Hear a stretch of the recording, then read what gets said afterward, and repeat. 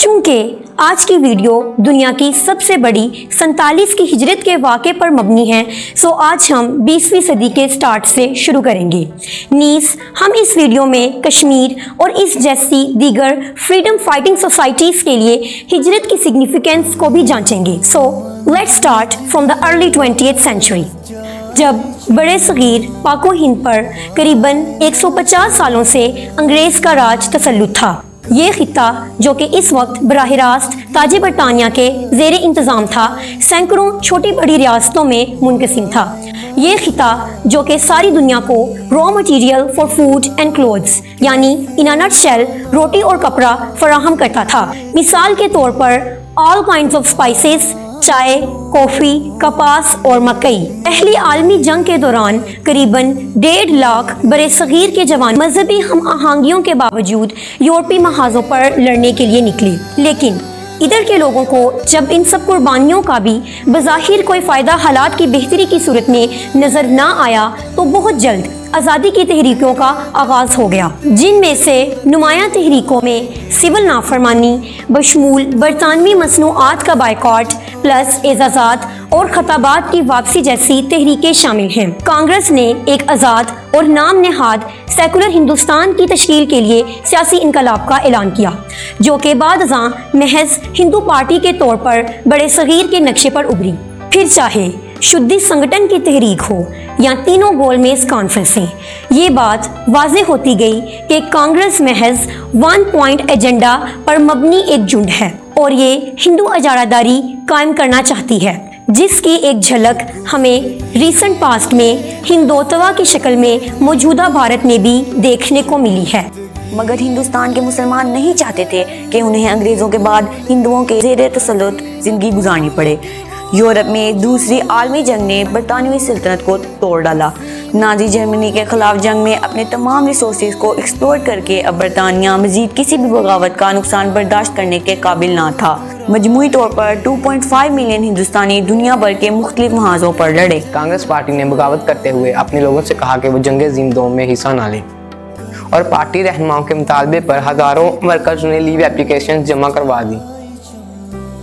موقع سے فائدہ اٹھاتے ہوئے اس دوران مسلم لیگ نے برطانیہ کے ساتھ گڈ بکس میں رہنے کے لیے تعاون کا فیصلہ کیا۔ پھر 1943 کا قحط آیا، جس کی وجہ سے 24 ملین اموات ہوئیں، جس کی وجہ سے تاج برطانیہ پر دباؤ مزید بڑھ گیا۔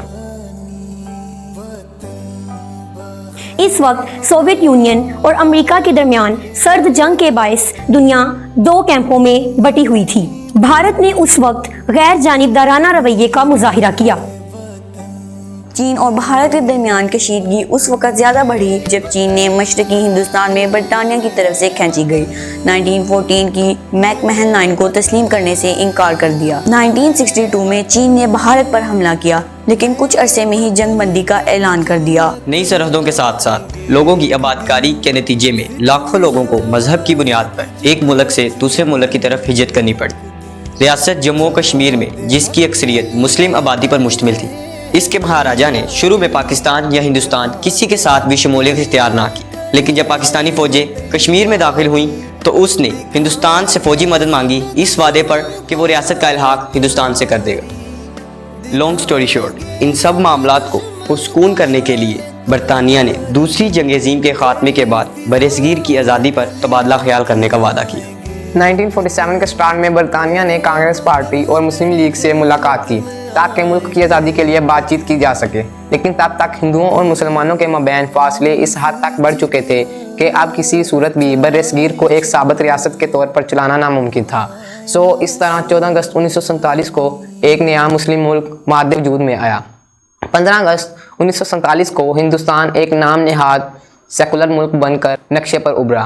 پارٹیشن کے محض 1 سال بعد ہی کشمیر، جو کہ 47 کے بٹوارے کا تاحال ایک انفینشڈ ایجنڈا ہے، اس کے محاذ ایک بار پھر گرم ہو گئے۔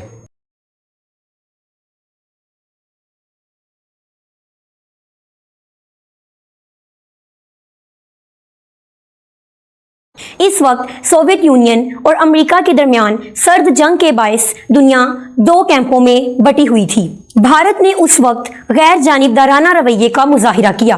چین اور بھارت کے درمیان کشیدگی اس وقت زیادہ بڑھی جب چین نے مشرقی ہندوستان میں برطانیہ کی طرف سے کھینچی گئی 1914 کی میک مہن لائن کو تسلیم کرنے سے انکار کر دیا۔ 1962 میں چین نے بھارت پر حملہ کیا لیکن کچھ عرصے میں ہی جنگ بندی کا اعلان کر دیا۔ 1948 کی جنگ شروع ہونے کے محض 2 سال بعد ہی اقوام متحدہ نے عارضی سرحد کھینچتے ہوئے جنگ بندی کروا دی۔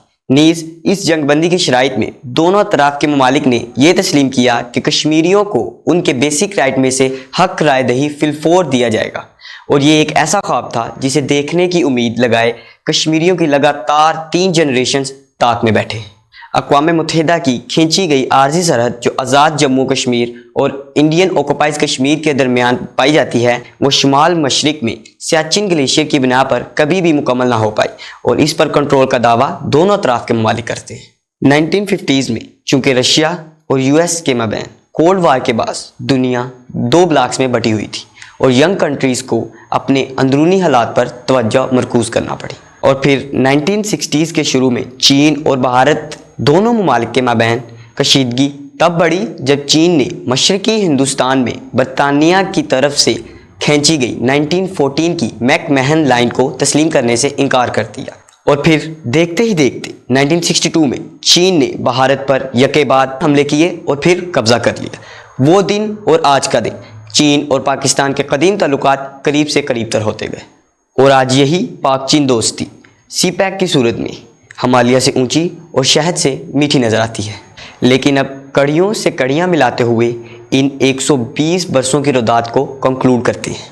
ایک بات جو بر صغیر پاک و ہند کے تاریخ کے جائزے سے عیاں ہوتی ہے وہ یہ ہے کہ کوٹیشن مارکس جب اور جہاں جہاں کسی ایک مذہب کے پیروکاروں کی اکثریت یا سپریمسی کو فروغ ملا ہے، تب ہجرتیں بھی وقوع پذیر ہوئی ہیں۔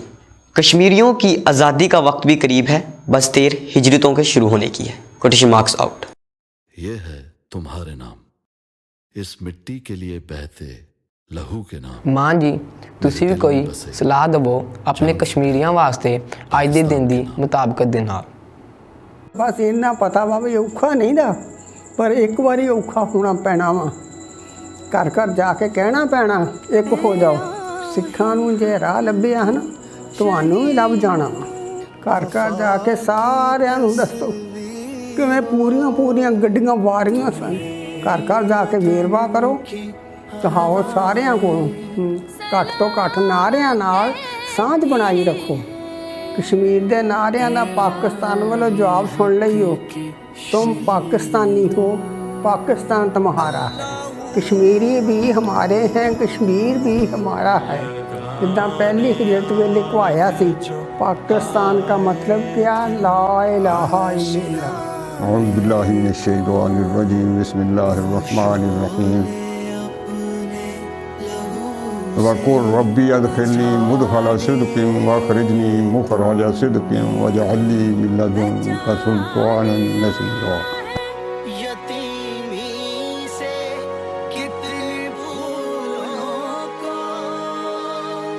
वो उन्होंने रास्ते में ही काट दी हैं। काफिलों की शक्ल में आ रहे थे। रियासतें थी नाभा, पटियाला, ये जो रियासतें थी ये उसके नज़दीक ही थी।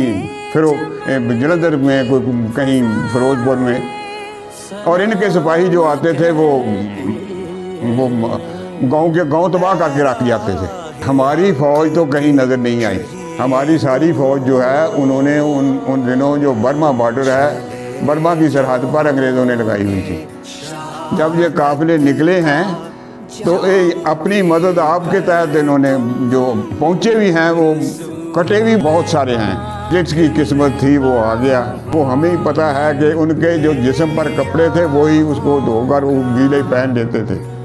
आपको क्या पता आपके पाकिस्तान कैसे बना था और कितनी जानें कुर्बान हुई हैं। मेरे नाना जी और मेरे एक मामू वो उधर कहीं और तरफ निकल गए, वो बाद में आए हैं कुछ तकरीबन 1 माह के बाद। वो भी ऐसे ही मेरे नाना जी कहते थे, मैं जब लाशें देखता था तो मुझे शक पड़ता था कि मेरे अपने बेटे हैं। ऐसी मुश्किल थी कि जो अपने थे उनकी भी नज़रें बदल गई थी। जो हमारे दोस्त थे BA लीग थे सारे, उनका बहुत हाथ था। पाकिस्तान का मतलब क्या, ला इलाहा इल्लल्लाह हमने तो वो बिल्कुल ही भुला दिया।